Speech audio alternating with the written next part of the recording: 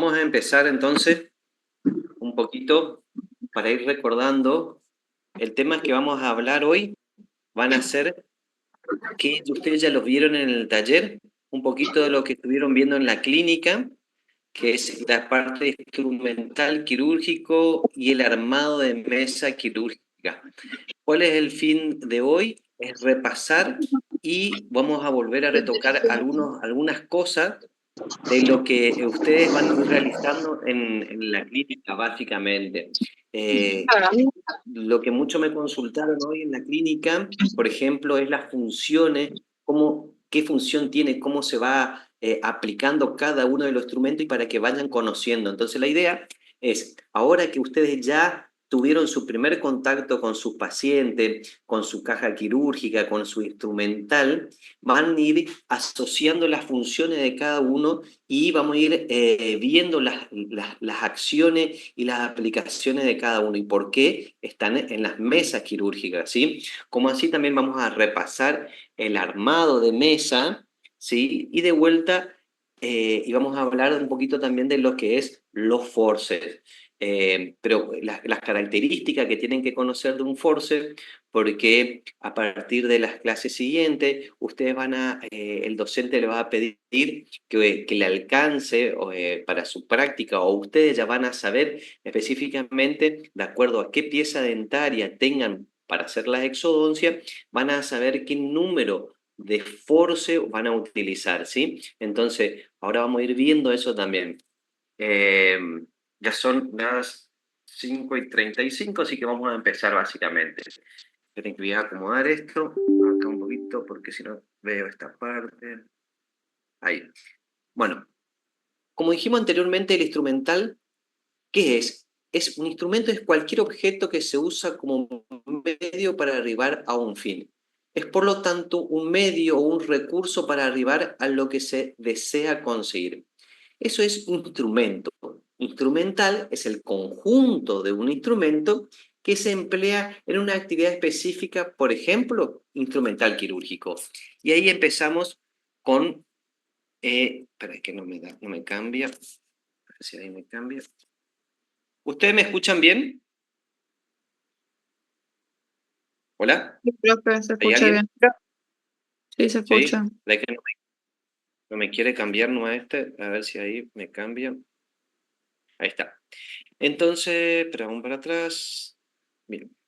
Entonces, ¿qué es lo que teníamos? Que un instrumento dental. Un instrumento dental es un instrumento especialmente diseñado para el uso en el ejercicio de la odontología. Puede ser accionado en forma manual o motor, o a través de un motor, o de ambas maneras. Instrumental dental accionado a motor es un instrumento dental diseñado para ser accionado mediante una fuente de energía interna o externa. Esto se está refiriendo a todo lo que sea la turbina, el micromotor, o vamos a tener más adelante, van a ir viendo lo que son los motores para realizar implantes, motores para sierra. Son instrumentales específicos que necesitan la acción de una corriente o una fuerza externa, ¿sí? Y instrumental dental accionado manualmente. Un instrumento dental es diseñado para una función respondiendo a los movimientos del operador sin ninguna otra fuerza de energía, ¿sí? Entonces, vamos a ir viendo, hay dos clasificaciones de instrumental que ustedes tienen que conocer. Hay una que es generalmente la que van a encontrar en el libro, se van a denominar instrumentos simples, y que es lo que van a englobar como instrumentos complejos. Los instrumentos simples son aquellos que tienen un accionar en forma manual. Por ejemplo, todos aquellos instrumentos que ustedes utilizan, el cinesmótomo, el periostótomo, todo eso son instrumentos simples, ¿sí? Y los instrumentos complejos son aquellos, como dijimos anteriormente, que necesitan un accionar de un equipamiento externo. A la vez, después vamos a ir viendo, los instrumentos simples, también llamados instrumentos estáticos, engloban todo el conjunto de instrumentos manuales que el profesional acciona en forma manual por sí mismo, sin otra ayuda o fuente exterior, ¿sí? A la vez, estos son los instrumentos que más se utilizan en forma cotidiana para realizar una práctica, como son el espejo, el bisturí, el force y los elevadores. Los instrumentos simples a la vez se clasifican en instrumentos de un solo componente, es decir, que tienen el mango y una sola parte activa, ¿sí? Instrumentos de dos componentes, como por ejemplo, que son aquellos que, por ejemplo, a ver, ¿cuál puede ser? La cureta doble, porque tienen en los dos lados tienen su componente, su acción activa. Instrumentos de dos o más componentes, que son, por ejemplo, los que ya tienen las tijeras, tienen una cremallera, que necesitan un accionar diferente. Y después necesitan los instrumentos especiales, que son, como dijimos anteriormente, son accionados en forma a través de un equipo externo, ¿sí?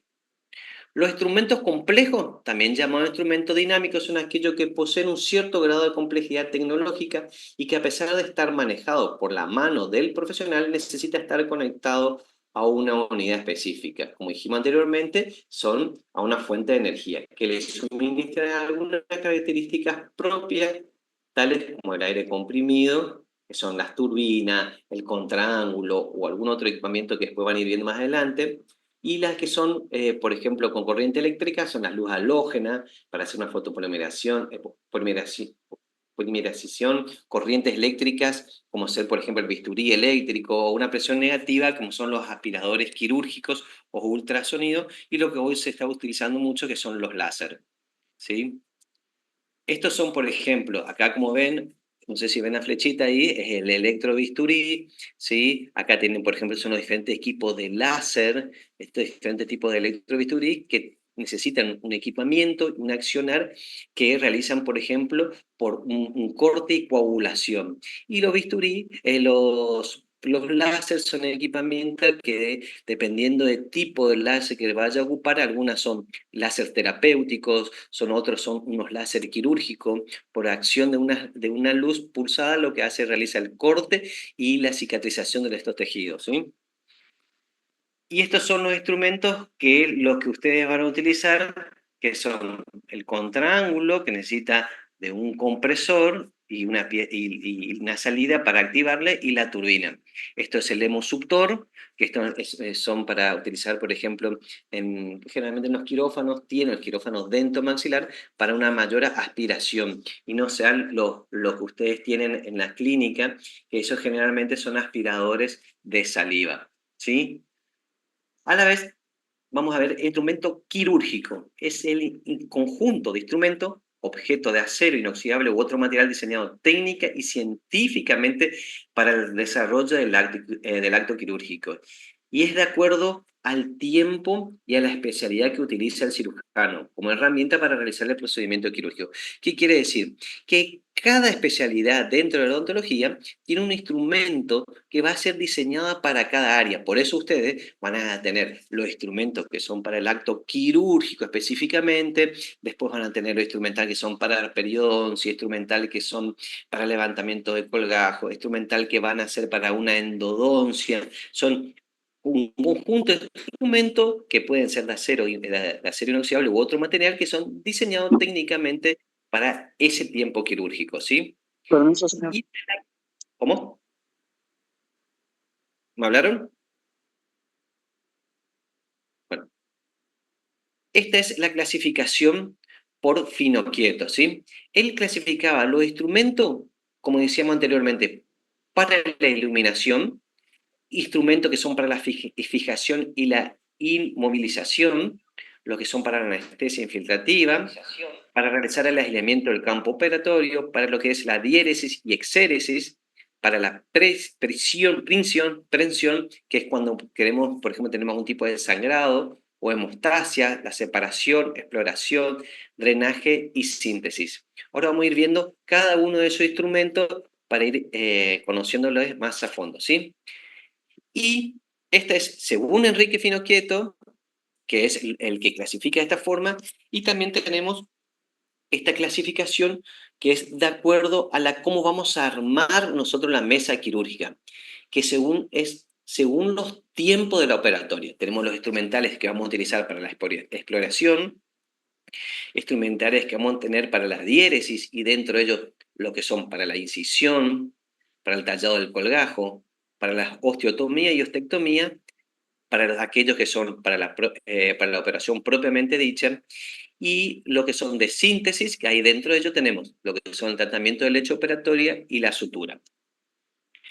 Instrumentación que vamos a tener para la exploración. Como ustedes ya conocen, es el instrumental que ustedes utilizan, son lo que sea el espejo, la pincita de algodón, lo que es el explorador, y algunas veces van a utilizar algún tipo de sonda, ¿sí? Que es la triada clásica. Que eso ustedes, acuérdense que van a necesitar dos juegos. Uno que tiene que estar estéril dentro de la caja quirúrgica, y otro juego que no hace falta que esté estéril, o puede estar solamente en el vasito con DG6, y es para que nosotros podamos ver el diente que ustedes van a realizar, la extracción de esa pieza dentaria, sin que ustedes tengan que abrir la caja quirúrgica, ¿sí? Entonces, recuerden, un instrumental, o sea, una tríada va estéril dentro de la caja quirúrgica, y otra que puede ser descartable o el mismo que ustedes tienen, y no hace falta que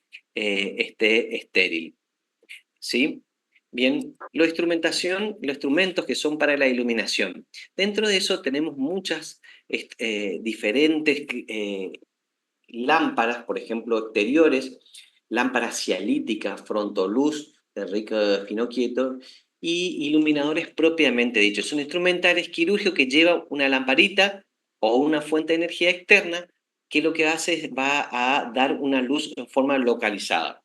Las lámparas exteriores, las más conocidas dentro de ellas, todos tenemos a lo que es la luz cialítica. Esto generalmente van a tener en los quirófanos o los consultorios que tengan un quirófano dentomaxilar. Se caracteriza por tener múltiples focos, como se ve acá en la imagen, direccionado en un solo sentido, y que lo que tienen es que que ejercen, o sea, una iluminación en forma indirecta. Por lo tanto, lo que hace es que sea focal, o sea, va a un solo lugar, y como son múltiples colocados, no produce sombra cuando el operador trabaja, ¿sí? Esta también se caracteriza porque es una luz fría, que no calienta, ¿sí? Generalmente tienen unos foquitos que lo que hace es refleja sobre un espejo. Ese espejo refleja en forma directa hacia la zona donde nosotros queremos. Dentro de esto tenemos las que son, por ejemplo, luces cialíticas, que pueden ser de techo, o hay otras que vienen con un soporte de pie, y ese soporte de pie lo que hace es que ustedes pueden movilizar, pero es un poco más incómodo. Después tenemos los frontoluz, que estos son generalmente para cirugías maxilofaciales, se utilizan, como también para otro tipo de cirugía. Es como un casquito que hay diferentes tipos, donde tiene una luz fría LED localizada, que generalmente va con una fuente de luz a batería. Esto es muy bueno, y lo que hace es que no moleste y tenga una visión bien directa. Y después tienen luces, que son fuente de luz o fibras, que generalmente esto se utiliza como para realizar algún tipo de fibroscopía o algo de ese tipo, que ya son una fuente de luz más interna, ¿sí? Vamos a mirar acá. ¿Cuáles son los instrumentos para la fijación o inmovilización? Son aquellos instrumentos utilizados que lo que van a lograr es la inmovilización de una parte o de cabo de la fractura. Dentro de ellos, por ejemplo, acá pueden ser alambres, ¿sí? Que se utilizan. Esto no es tan necesario porque ustedes no lo van a ver ahora, sino lo van a ver después en cirugía de quinto, y es para realizar la fijación y movilización. Es cuando ustedes tienen, por ejemplo, un tipo de fractura, entonces pueden atar esos cabos de fractura, lo pueden atar con alambre. Eso en cirugía de quinto ya le van a enseñar cómo hacer la colocación de los arcos peine, el bloqueo intermaxilar, y para eso van a necesitar estos alambre, y con estos arquitos que ya le van a mostrar, ¿sí? Vamos a mirar esta parte. Esto sí es lo más importante, porque hoy estuvimos viendo con mi comisión, ahí tienen que agarrar la mano y conocer su instrumental específicamente. Hay diferentes tipos de jeringa. Hay dos tipos de jeringa. Generalmente son las más comunes, una que es la tipo jeringa carpule y la otra es también jeringa carpule que le llaman tipo Wita. La diferencia entre la jeringa carpule, ¿sí? Metálica, y la tipo Wita, a ver si lo tengo acá, ahora lo voy a mostrar, es, a ver, acá. Van a ver específicamente que la jeringa tipo carpule lo que hace es se carga por quiebre en el sector posterior, ¿sí? Vamos a tener que el vástago tiene una forma de T que hace que ustedes quiebren, extiendan hacia atrás, quiebren la carpule, el cuerpo, puedan cargar de esa forma el anestubo y de luego van van a cargar lo que sería la aguja.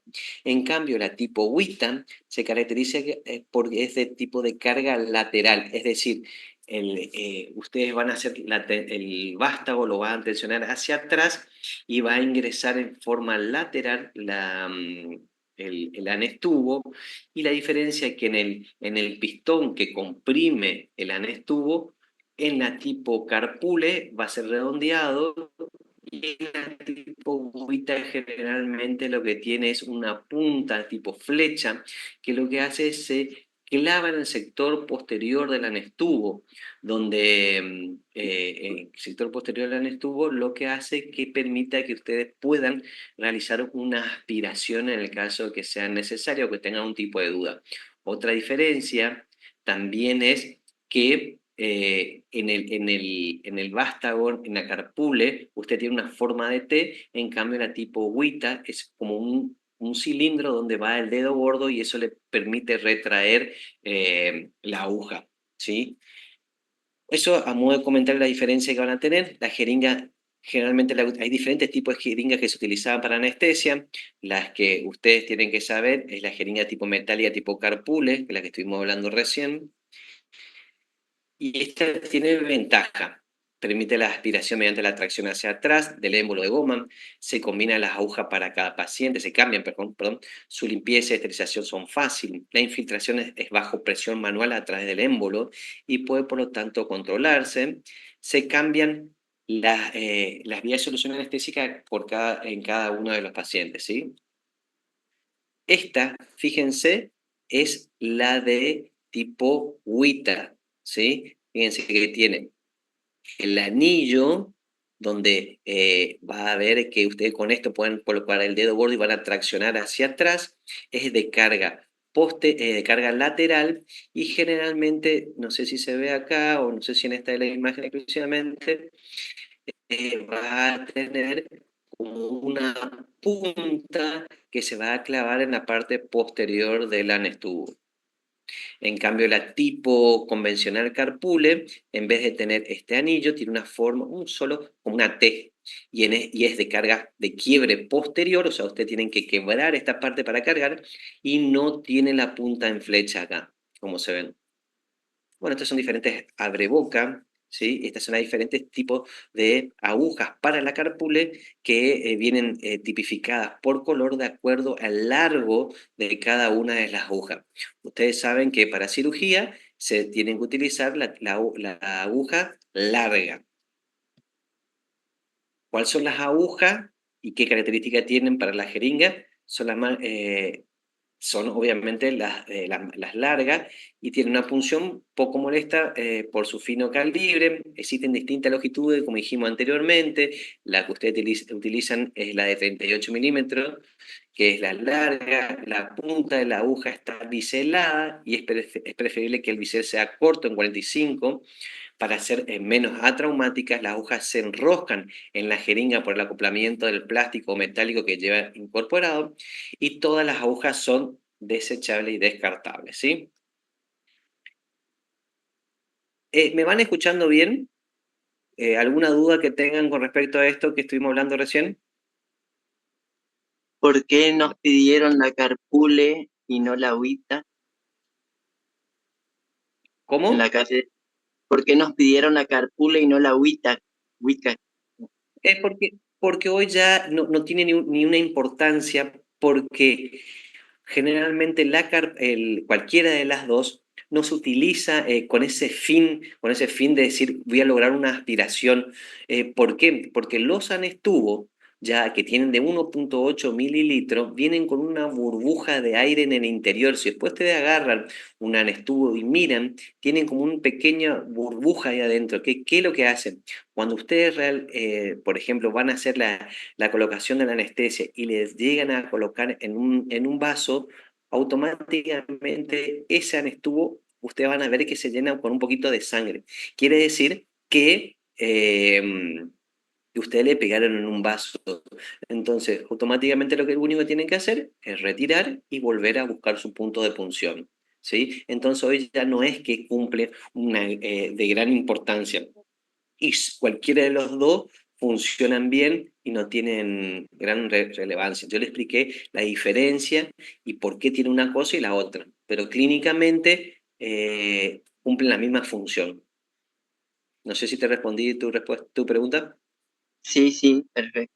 Y cuando uno tira un chorrito de anestesia, esa burbujita no sale dentro del... No, no, no, no.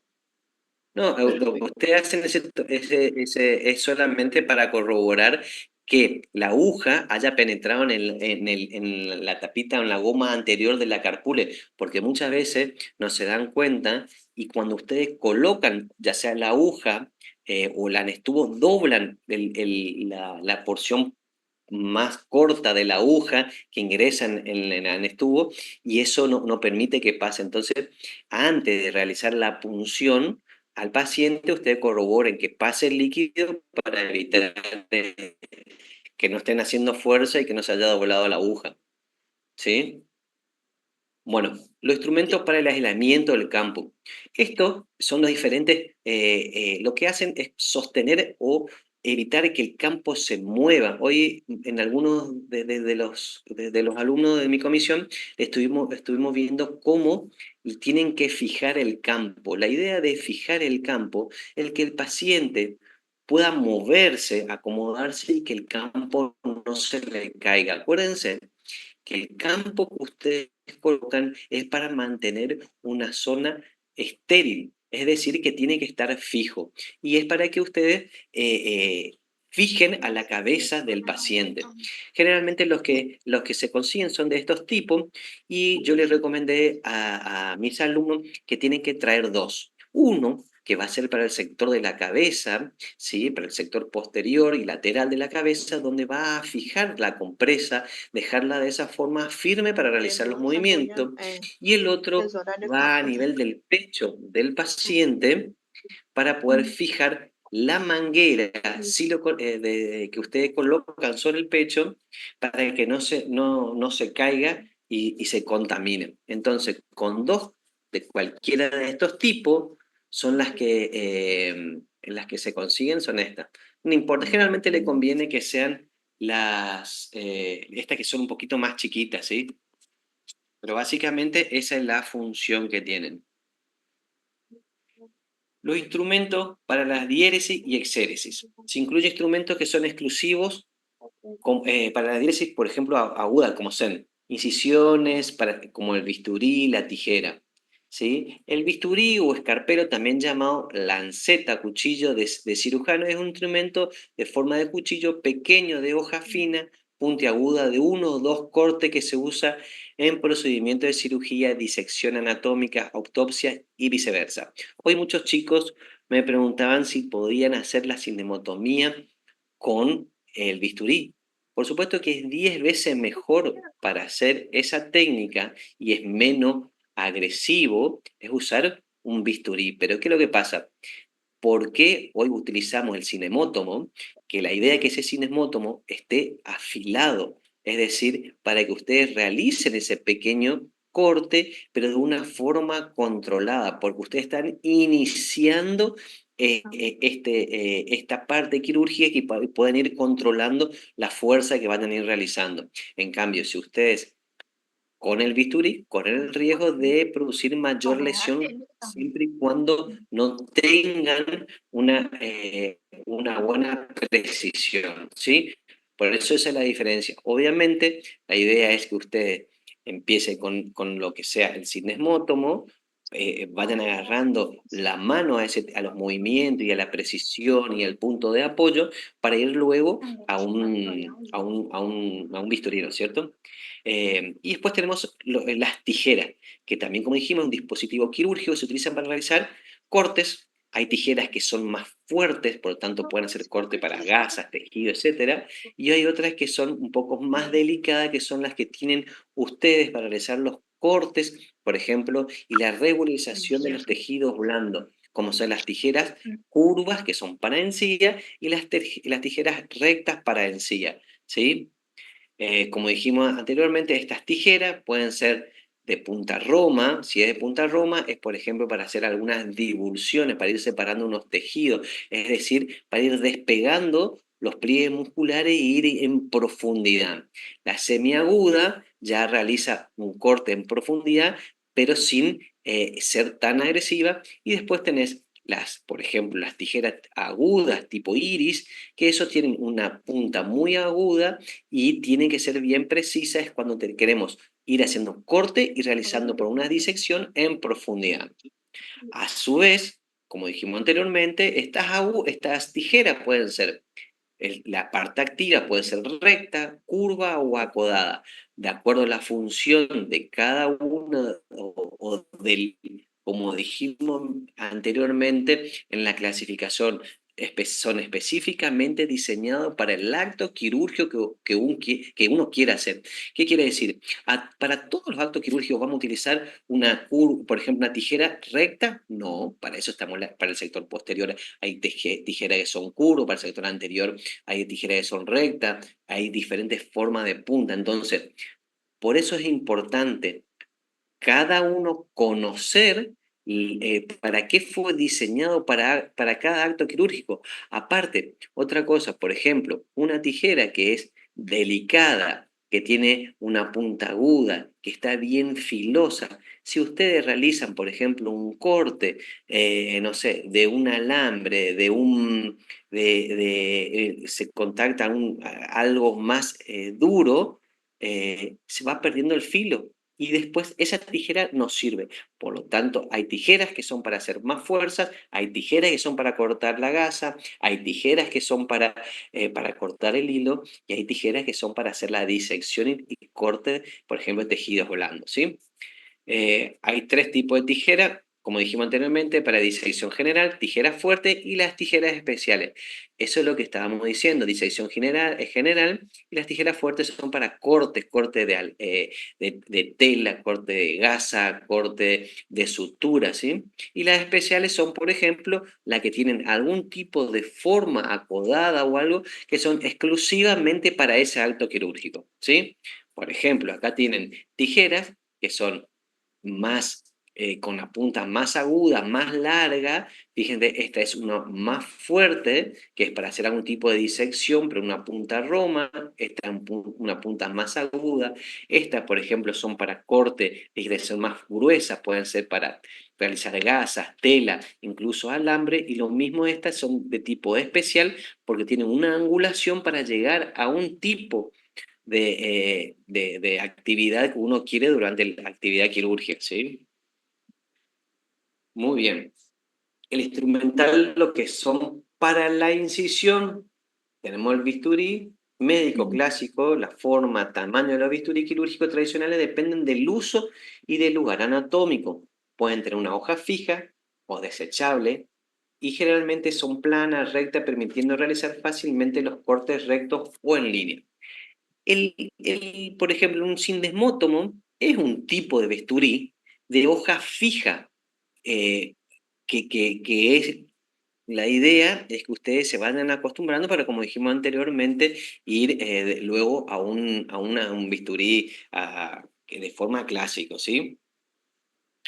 Las hojas o cuchillas intercambiables tienen una ranura en la parte central para encajar en el mango y que se distinguen porque hay diferentes tipos de números.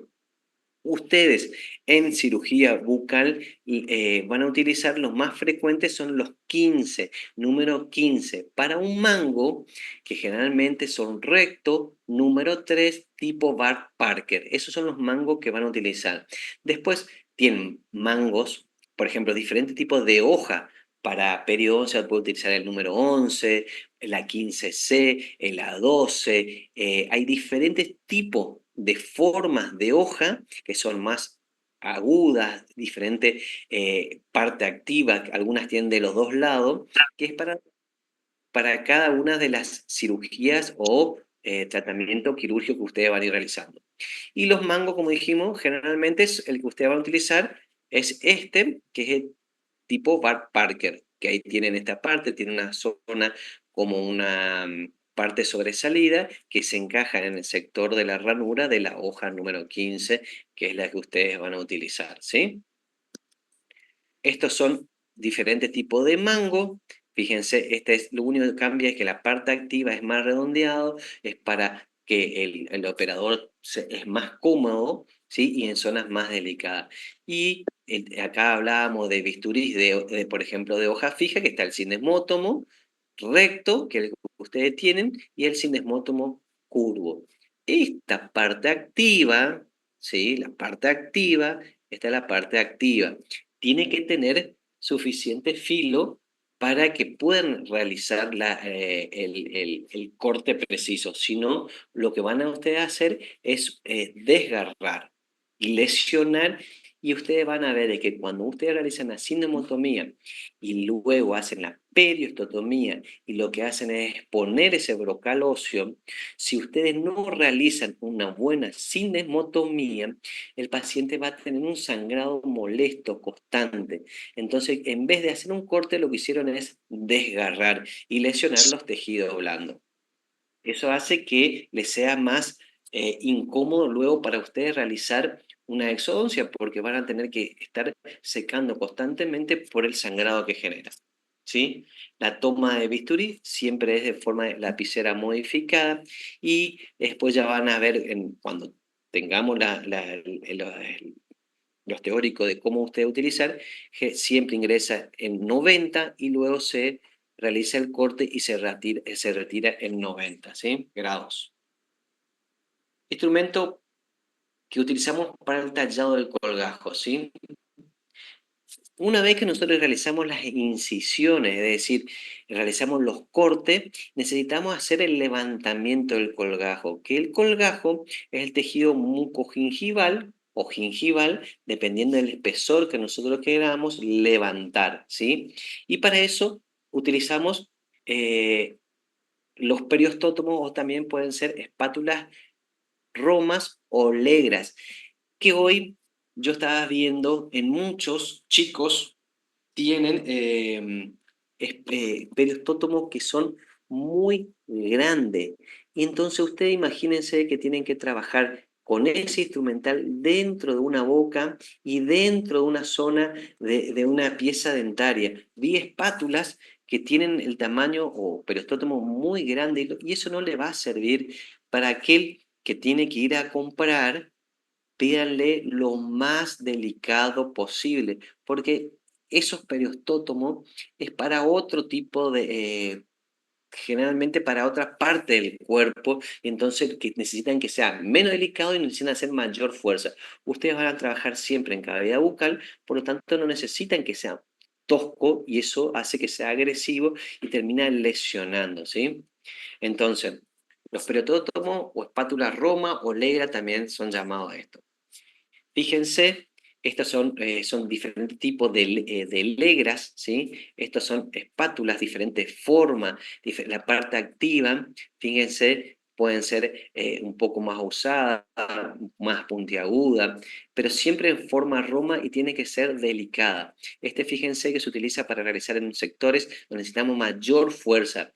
Y todos tienen esta parte, que es la parte del mango, que tienen que pueden ser con una estría en forma transversal o en forma longitudinal. Lo que hace es que ustedes, la pieza, el instrumento no se resbale, ¿sí?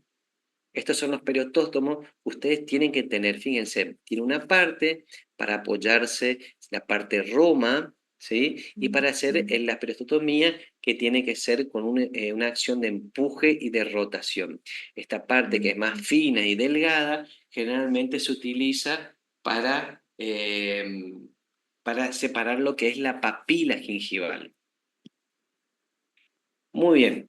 Ahora tenemos el instrumental, lo que es para la osteotomía y ostectomía. La osteotomía era el corte del hueso y la ostectomía es el retiro de ese hueso que nosotros realizamos, el corte de ese hueso que realizamos. Por ejemplo, para los escoplos son metálicos y poseen un extremo en un bisel que actúa por presión manual o con golpe de un martillo. Según su parte activa puede ser lisos, acanalados y según su forma pueden ser rectos o acodados. Y según el uso se puede hacer en forma manual, con martillo y automático. Muchos de los chicos me decían que, por ejemplo, cuando van a utilizar eso, generalmente no es de uso habitual, sobre todo en cirugía bucal. ¿Por qué? Porque hoy la osteotomía, generalmente, cuando tienen que hacer alguna alveolectomía o una odontosección, ya no utilizamos los escoplos, ¿sí? Lo que generalmente utilizamos son las fresas y con la turbina. Pero ustedes primero que tienen que conocer no solo su acción, sino también su aplicación. Y saber que en algún momento se le puede estar en medio de una cirugía, se le puede cortar la luz y el escoplo junto con el martillo es el medio que ustedes tienen que utilizar. O le puede tocar el día de mañana cuando se reciban, estar en un lugar alejado donde no tienen la posibilidad de tener una turbina y entonces pueden tener los escoplos y martillo. Obviamente que el escoplo y el martillo tiene la acción del golpe que lo hace que sea traumático para el paciente, pero generalmente si ustedes realizan un buen golpe y corte como era con el escoplo, Tenemos parientes en Campaña de 72 años, se que realiza retirar mi bien firme y es menos dañina.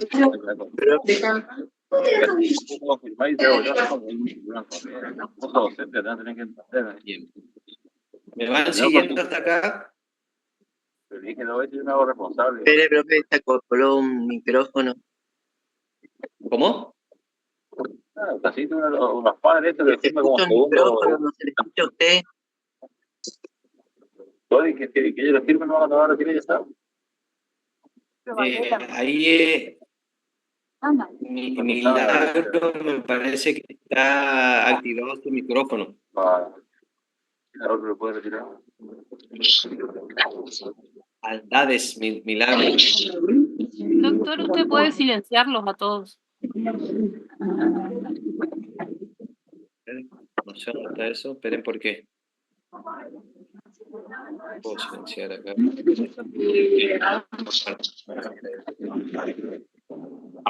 Martillo. Consta con una masa, un mango, que puede ser dirigido tanto como el operador como el ayudante. Como dijimos anteriormente, lo que hace es actuar en el extremo del escoplo con golpe. ¿Sí? La pinza judía, la lima, la fresa quirúrgica le voy a mostrar acá. Bien, la lima que tienen ustedes que tienen que comprar también, le dijimos que son una lima que tiene que ser delicada, es una lima doble, que tiene una acción, ¿sí? Tiene una parte activa y otra parte lisa. Esa parte activa, que tiene las diferentes ranuras, es la que tiene que estar en contacto con el hueso, por ejemplo. Después que ustedes realizan una exodoncia, tienen que realizar la palpación del reborde y ese reborde palpar y ver si no hay ni una astillita. Alguna astilla.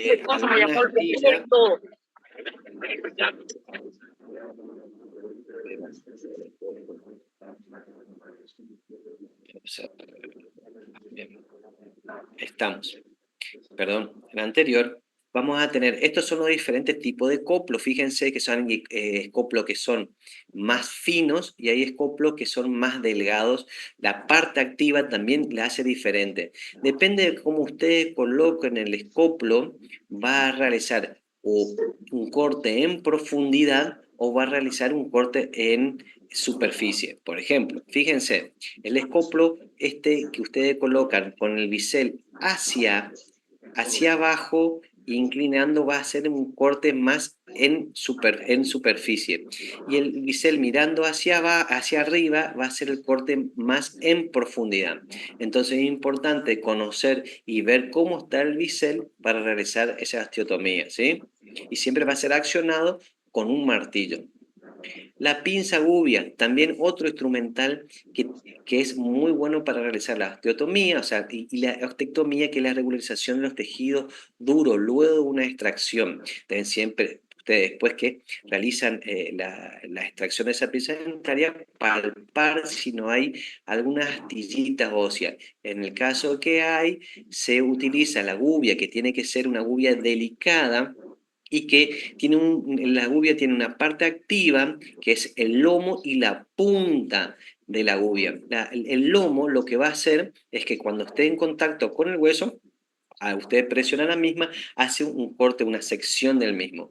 Y la punta se utiliza generalmente como para utilizar, fíjense, como acá, cuando quedan los tabiques interradiculares. Entonces colocan dentro del tabique y realizan ese corte. Siempre que utilicen la gubia, tienen que volver a pasar con el dedo índice y ver si no hay alguna astilla y pasar, y si en el caso de haber, necesitan realizar con la lima de vuelta en esa zona para que no quede esa punta activa, ¿sí? Muy bien. Después tenemos instrumental para la síntesis, es decir, todo aquello que necesitamos luego de haber hecho la extracción propiamente dicha, ¿sí?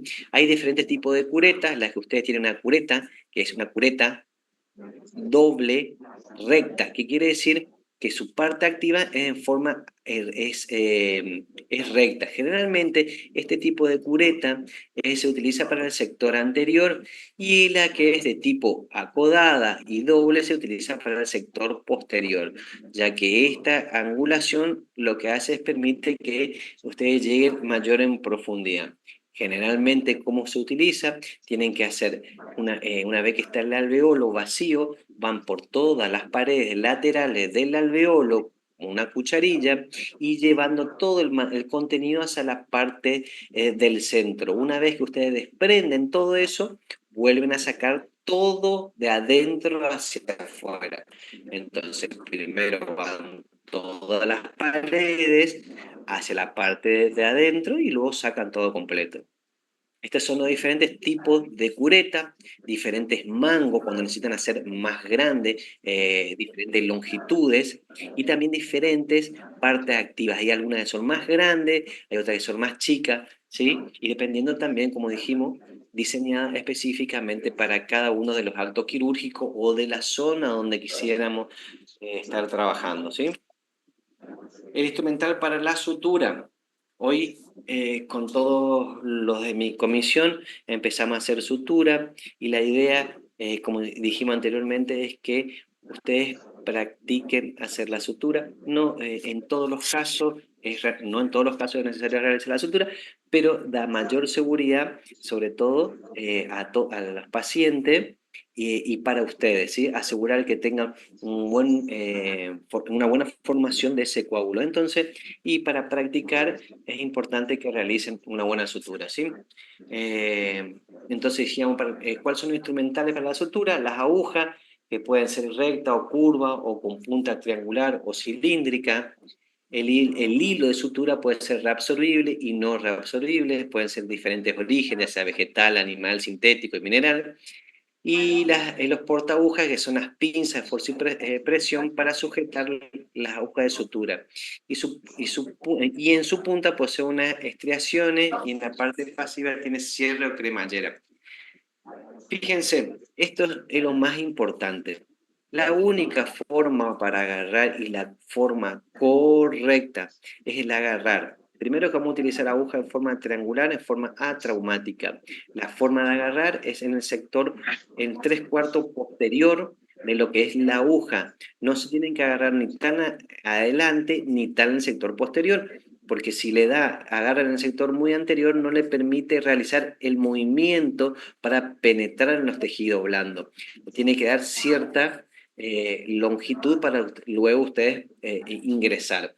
Y si lo toman muy en el sector posterior, generalmente si ustedes realizan el ingreso del tejido y contactan con el hueso y están muy en la punta, van a terminar rompiendo el sector posterior y se quedan sin la aguja. La forma correcta de tomar es con el dedo anular y con el dedo pulgar. El dedo índice hace que dirija y con la mano izquierda va a tomar el tejido o colgajo que ustedes van a realizar. Esta es la forma correcta y es la única forma que ustedes tienen que aprender en esta primera etapa a cómo realizar la sutura, ¿sí? Vamos a ir viendo los diferentes tipos de portaaguja. Generalmente también los portaagujas tienen que ser en forma delicada. Y el largo, generalmente cuando le vendan, tiene que ser el largo de la palma de la mano. Entonces eso le va a permitir tener una longitud adecuada de ese portaaguja, ¿sí? Suturas, como dijimos, hay de diferentes materiales. Pueden ser las no reabsorbibles, que pueden ser de nylon, de seda, y a la vez tienen diferente grosor de ese nylon o de esa seda. Las que ustedes utilizan están entre número 4 y número 5, que pueden ser de seda y de nylon. A la vez, la seda tiene cierta ventaja, lo que hace es que sea mejor o más fácil hacer la penetración en los tejidos, es más limpio para el paciente, pero tiene la desventaja que si le dejan los cabos largos, es como que le pincha al paciente y le molesta eso. Y en cambio, la seda es más blanda en ese sentido, pero al pasar por los tejidos blandos y humedecerse, ya sea con la sangre, se va haciendo un poco más frágil y dura, y cuando ustedes realizan la presión de las mismas se tiende a cortar. En cualquiera de las dos la pueden utilizar. Instrumento para la prensión. Son los referidos instrumentos para manipulación de tejidos blandos, para tomar, por ejemplo, como dijimos, los tejidos blandos. Entre esos, bueno, los force y prensión, dijimos las pinzas de campo, y usted va a tener pinzas de disección que pueden ser con diente y sin diente. Eso es dependiendo en los tejidos que ustedes quieran agarrar. Tienen que ser instrumental, que sean blandos, y ustedes tienen que, para ver si tienen buen agarre, aquello que no tienen diente, y si tienen que comprar, prueben, agárrense un vellito de la mano, del brazo, y si agarra con ese instrumental y tira y no zafa, es una buena pinza de disección, porque eso, imagínense que usted tiene que agarrar el tejido blando y llevarlo y acomodar, ya sea para hacer una sutura o para hacer algún tipo de colgajo, ¿sí? Estas son las pinzas Epson, generalmente hay de diferentes tamaños. Hay algunas que son más cortas, que es para agarrar el tejido blando en el sector anterior, y hay unas que son más largas, que es para el sector posterior. Estas son tipo bayoneta, y generalmente se utiliza para llevar gasa o tejido hacia el interior de la boca para cirugía, ya sea maxilofaciales, ¿sí? Estos son instrumentos de hemostasia, que también le llaman tipo mosquito, ¿sí? Lo que hace es para ocluir vasos, por ejemplo, en el caso que ustedes realizan un corte o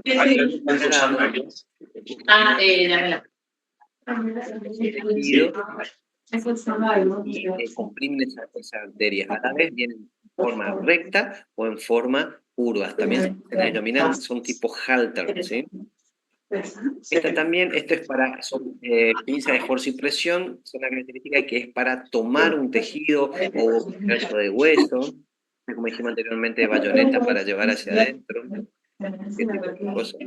Y los separadores, hay diferentes tipos de separadores. Tenemos separadores de comisura, separadores tipo paralelo, separadores tipo Langermann y los separadores de micro. Estos son separadores convencionales que tienen una cremallera, entonces lo que hace en esta parte colocan contra los dentarios presionar acá, abre y mantiene la boca abierta al paciente para que no le canse, o en el caso de alguna cirugía mayor donde el paciente está dormido y no puede tener la boca por sí solo, nos permite mantener la boca abierta. Los separadores Farabeu, que hay de diferentes formas y tamaños, de grosores también. Acuérdense que ustedes trabajan en boca, tienen que ser delicados. Estos son separadores de la mucosa yugal para llegar en profundidad. Son estos individuales y algunos que vienen doble, entonces permite retraer la mucosa de forma bilateral. Y estos son los separadores tipo Langermann, que esto es lo que nos permite es, con esta parte activa, separar el tejido blando y mantener bien separado a una distancia acorde de no molestar en los campos quirúrgicos. Estos son los separadores Minnesota. En el caso de que aquellos puedan comprar y tener en su mesa, esto es un separador buenísimo, le va a servir siempre. Fue ideado principalmente para utilizar para el sector posterior, tiene una forma de S istálica, donde actúa apoyando sobre el tejido duro y realiza en forma de palanca para producir la separación. Pero para trabajar en una zona de terceros molares o tejido en el sector posterior son muy buenos. Estos también son los Minisot, los Farabeu, que tienen diferentes angulaciones, y estos son unos separadores que son más delicados, que en esta parte tiene forma de, sería de gancho, y en esta sector el tejido, ese tejido blando que no lastime tanto. Bueno, como dijimos anteriormente y repasando, acuérdense qué son las cosas que tienen que estar armados. Ustedes van a ingresar a la clínica a partir del próximo módulo, a partir de las 7 de la mañana. Van a tener con su compañero que armar la platina, donde van a tener que tener todo esto dentro de su platina, ¿sí? ¿Qué es lo que tienen que tener? La triada, el metiolate, el antiséptico del DGC, alcohol, la jeringa descartable tipo Lude, los guantes, el hilo de sutura, la hoja de bisturí, el vaso descartable que posee el antiséptico, el tacho de residuo, la anestesia tópica, las compresas con una compresa descartable, el vasoDAPE, las películas radiográficas y la solución fisiológica. Todo eso tiene que estar puesto antes que ingrese el paciente. A partir de ahí va a ingresar el paciente, no le van a la radiografía, en caso de que no tenga la radiografía, si no ya viene con la radiografía hecha, nos van a llamar a su docente, nosotros vamos a ir y vamos a utilizar esta triada que está descartada en el vaso de desinfección y vamos a evaluar esa pieza dentaria. Una vez que vemos radiográficamente, vemos clínicamente, se firma la historia clínica y están en condiciones de empezar el acto quirúrgico. A partir de ahí van a realizar, ¿qué cosa? La mesa auxiliar o la mesa quirúrgica, que es la que estuvimos haciendo todos estos días. ¿Sí? Esto vamos a repasar, son las que ustedes tienen en la clínica, ¿sí? Se divide en 4 cuadrantes y va a estar clasificada de acuerdo a la exploración y diéresis, de acuerdo a los actos quirúrgicos que ustedes van haciendo. De izquierda a derecha, el espejo bucal, piensa, paralgón, explorador, jeringa carpule, sindesmótomo, recto, curvo, mango de bisturí, periostótomo, pinza elástica, diente ratón, pinza traumante y lo que sea instrumental para tractectomía.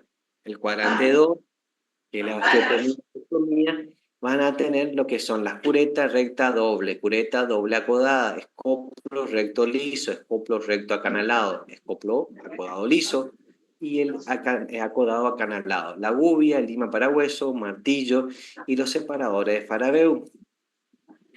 El 3, portaguja, tijera, recta, curva, las pincitas de campo, la hemostática de Kocher, el pico de succión, la cánula de goma, la gasa, la sutura y las fresas quirúrgicas que van a necesitar. El cuarto, que es el de la operación propiamente dicha, van a tener los elevadores, el force y la compresa perforada. Los elevadores y los force van en la mesa quirúrgica una vez que ustedes abrieron el pouch. Es decir, que esa que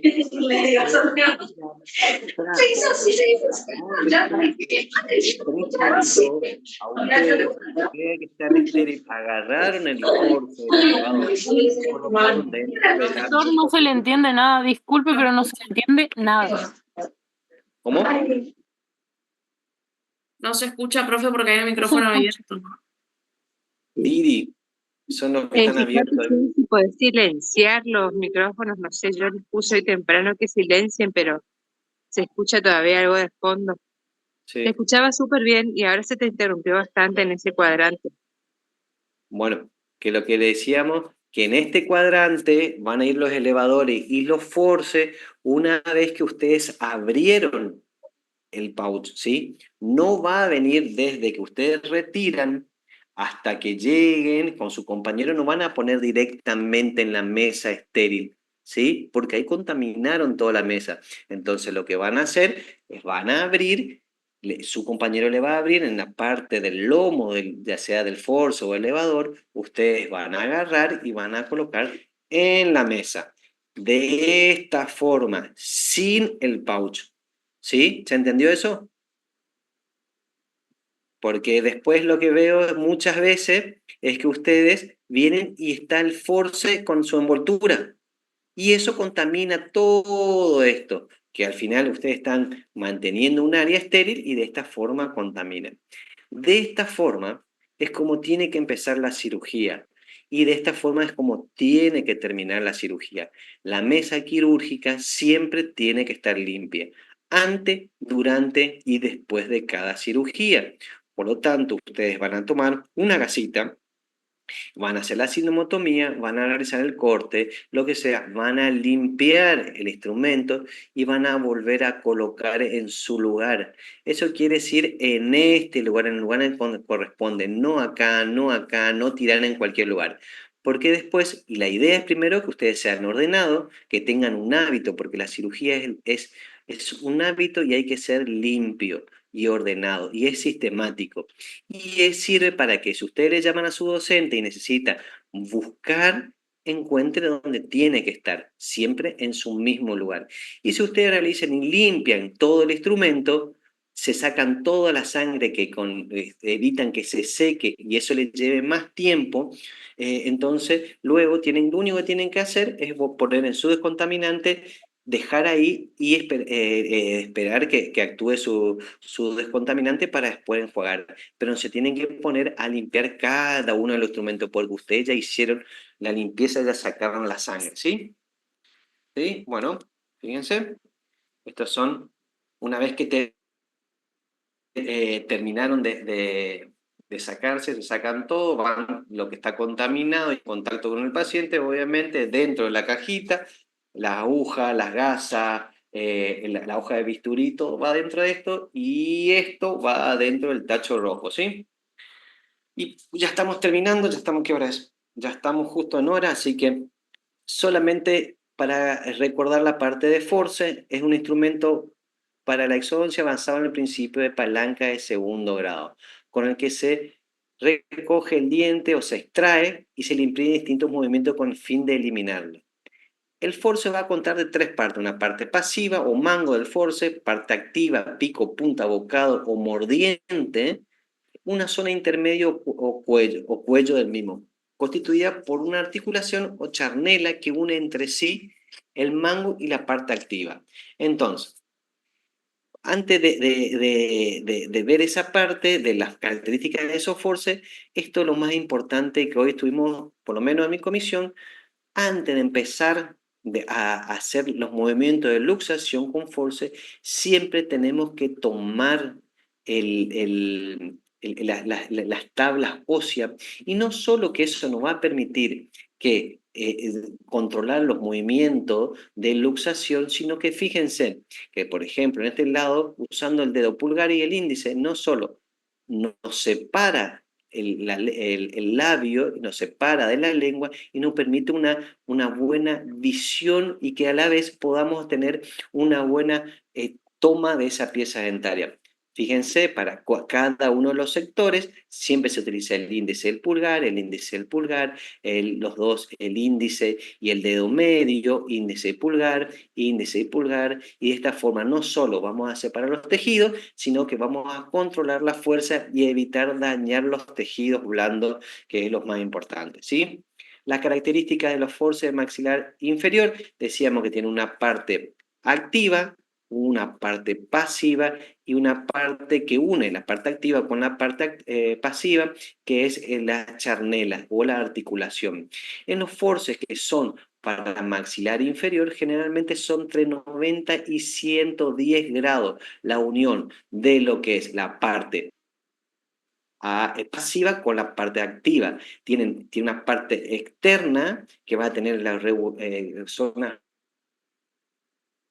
para evitar que para tener una mejor agarre. Y la parte interna va a ser lisa y generalmente en uno de los dos lados, la parte interna tiene el número del force que ustedes ahora les voy a dar cada uno de esos números para que ustedes sepan cuando tengan que ir a pedir qué tipo de force van a utilizar de acuerdo a su pieza. ¿Sí? Fíjense. Esto, como dijimos anteriormente, tiene una parte activa, ¿sí? Casi el maxilar inferior, con 90 grados con respecto a la parte, como era la parte pasiva con la activa y la unión en la charnela. ¿Sí? Fíjense, no este año y espero no encontrar, pero muchas veces nos encontramos que están utilizando este force para el maxilar superior y es imposible que se equivoquen, porque para el maxilar inferior, la parte activa con la parte pasiva tiene un ángulo entre 90 y 110 grados. Y en los forces superiores, generalmente son rectos, tienen su parte pasiva con su parte activa, van desde forma recta hasta 45 grados como máximo. O sea, imposible que equivoquen de si es un force para maxilar superior o force para maxilar inferior.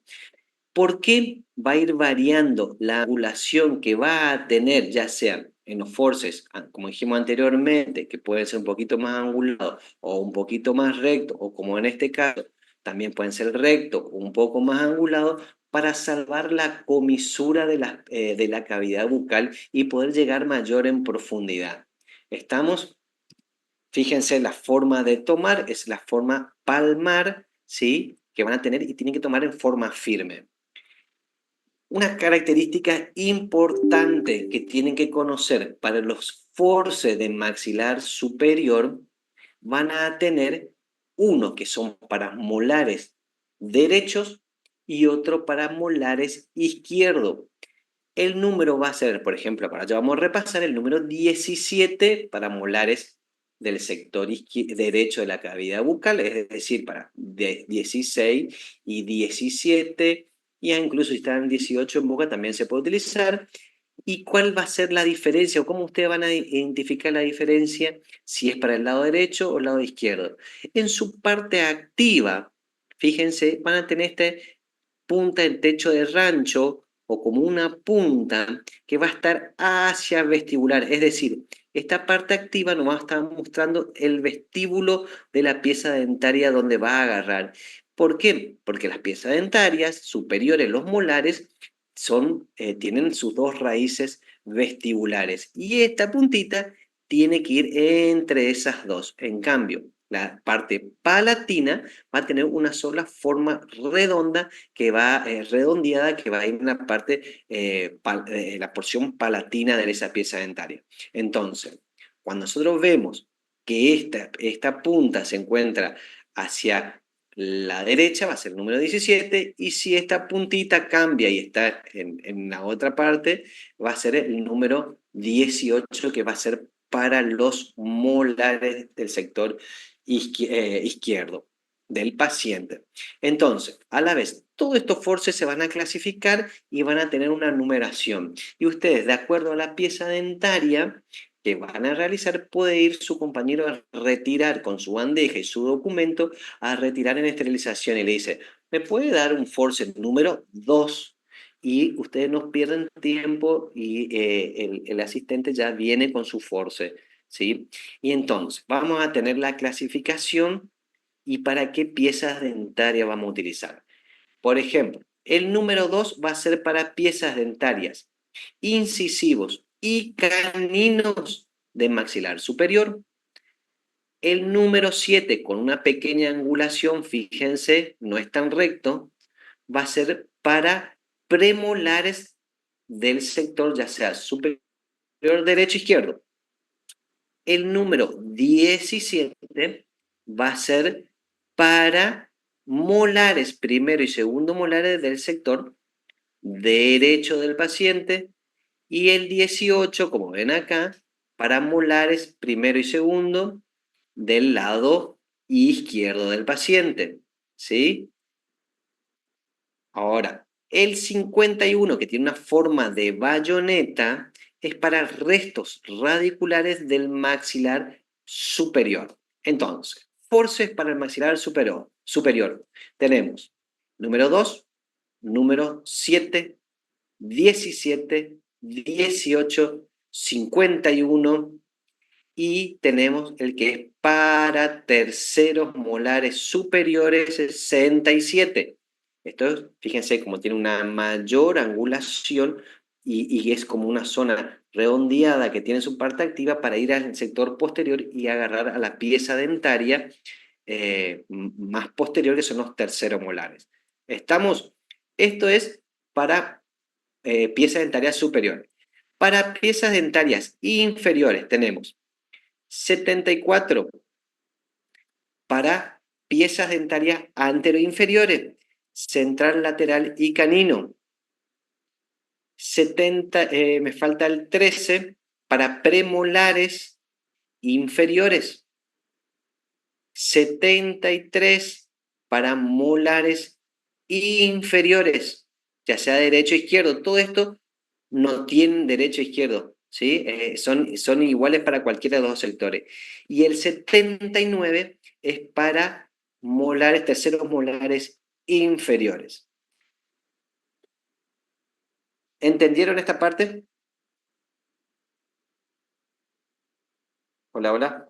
Sí, doctor, se ¿Fueron entendió todos? muy bien. Sí, profe, se Bueno, entiende. Sí, doctor, se entendió bien. bueno. Listo, perfecto. Entonces, este cuadrito, saquen una foto, fíjense, igual estar en todos lados, es lo que ustedes van a memorizar y van a tener que tener en cuenta para ir a retirar su instrumental. De esta manera, y con 5 minutos de más, damos por terminado el teórico de hoy, pero dejo de compartir esto y me cuentan si quieren alguna duda o pregunta que tengan con respecto a esto.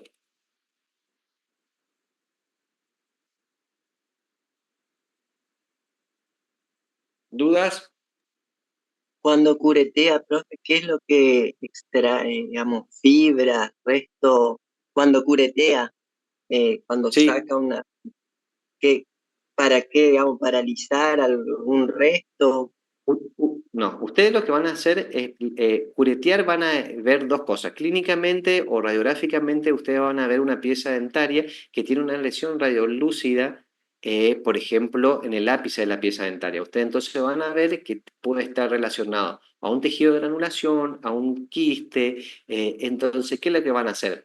Van a hacer la extracción de esa pieza dentaria y van a evaluar en la punta de esa pieza dentaria, cuando ustedes realizan, si sale ese contenido, que generalmente cuando son quistes sale con una bolsita en la punta.